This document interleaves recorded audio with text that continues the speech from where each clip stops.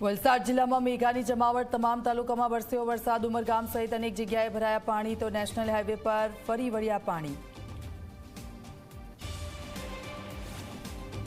નીટની પરીક્ષામાં ગેરરીતિ મુદ્દે આક્રમક એબીવીપી અમદાવાદ અને સુરતમાં ભારે સૂત્રોચ્ચાર સાથે પ્રદર્શન, અમદાવાદમાં એબીવીપી કાર્યકર્તાઓની અટકાયત। મનસુખ સાગઠિયાના ભ્રષ્ટાચારથી ત્રાસેલા બિલ્ડરો આવ્યા સામે, બિલ્ડર ટીડી પટેલનો આક્ષેપ, કહ્યું કે જમીન કપાતમાં ન લેવા માંગ્યા હતા 1 કરોડ, અંતે 80 લાખમાં નક્કી થઈ હતી ડીલ। મહેસાણાના જીરાના વેપારીએ યુએઈમાં લાગ્યો 3.25 કરોડનો ચૂનો, એક્સપોર્ટ કરેલો માલ યુએઈમાં નકલી ડોક્યુમેન્ટના આધારે છોડાવ્યો, જીરું મેળવ્યા બાદ ન કરી ચૂકવણી, કુલ 6 સામે નોંધાઈ ફરિયાદ।